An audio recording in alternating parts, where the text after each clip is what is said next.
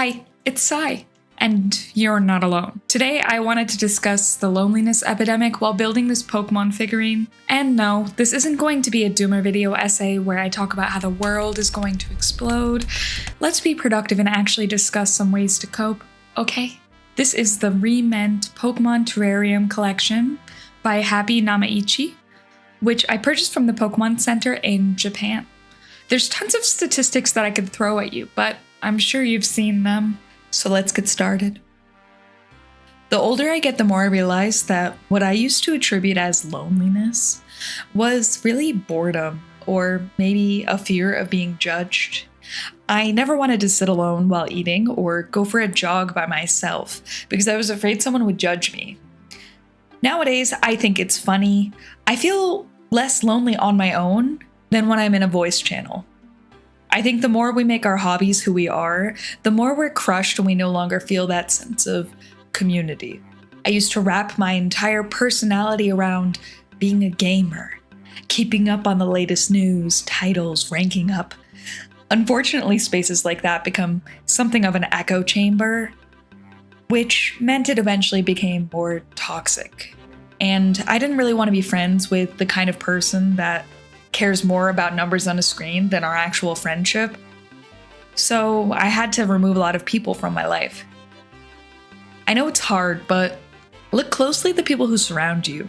If they make you feel bad most of the time, then they're probably contributing to your loneliness.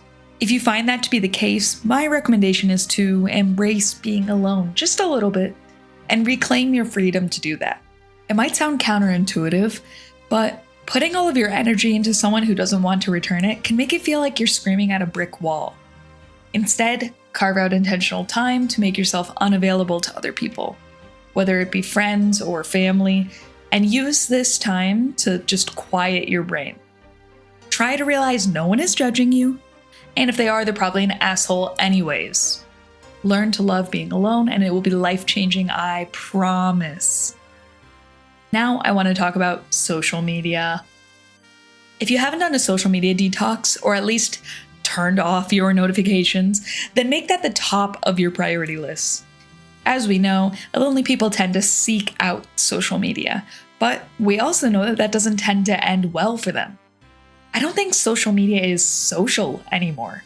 It's kind of naive to believe that the early internet chaos would last forever, but what we've been left with is a society barren of third places and community centers, as well as a digital world that's been stripped of all creativity and connection.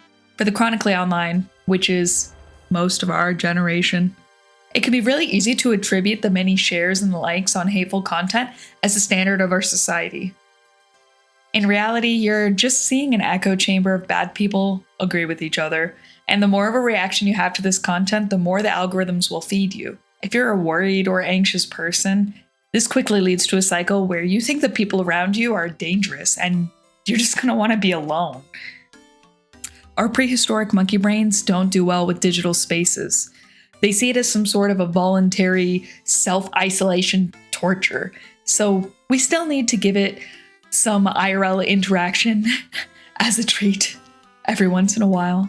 While this is something I myself am working on, I can definitely say it's been difficult, but worth it. I touched on this earlier, but the reduction of third spaces has been pretty devastating for our society. This article by Forbes touches a bit on this problem and mentioning the prioritization of convenience over availability of daily social interactions. Self-checkout lanes, delivery services, even work from home has caused community builders to second-guess any investments towards public spaces. Not to mention our infrastructure doesn't lend well to seeing friends. And as much as my autistic soul would love to hear that the world did this to create more accessible ways for me to order a pizza, something tells me this is less about loneliness and more about corporate greed. Human interaction isn't easy to measure, so many companies don't believe it's profitable. Not much I can say about this one. I guess if you're an extrovert, you can try to make friends in the checkout lane. Avoid self-checkout. So what can we, the average person, do about loneliness? At the end of the day, this is a problem that's often solved by making real human connections. And that's not something I can guarantee over a YouTube video. But I can give some advice that's helped me. If you're broke, like me, you can try redirecting your feelings of loneliness towards something you've always wanted to do. Keeping yourself busy can be helpful. My dream for a long time has been a creative career. So I try to work on art, voice acting, animation. When I feel lonely, I just assign myself a task and distract myself. I also can't emphasize how important it is to just leave the house. I found so much joy in the last week just unplugging and going for walks or to the gym. Our brains really do respond to the fresh air, sunlight, and nature. I'm sorry to be that person, but even gentle exercises spawn happy chemicals in our brains. So it's pretty important. But I won't judge you if you pass on this one. The hardest part about loneliness can be that there are very few places nowadays that you can go meet people without spending money. I'd love to recommend an organization that provides free ways to meet people, but I don't even know any. You can try local meetup apps and websites, but I don't want to endorse anything I haven't found success with myself. And meeting strangers on the internet is pretty hit or miss. Your local area probably has at least a park, a coffee shop, a Target, maybe even a farmer's market. So definitely explore those places when you can. Even if you aren't talking to people there, I find that just being around others truly helps. Even in this economy, if a $6 coffee is the only thing keeping you from going insane, then it's probably worth it. Go get that coffee. Just don't get Starbucks. All of us know someone in our lives who has expressed loneliness. So set a goal.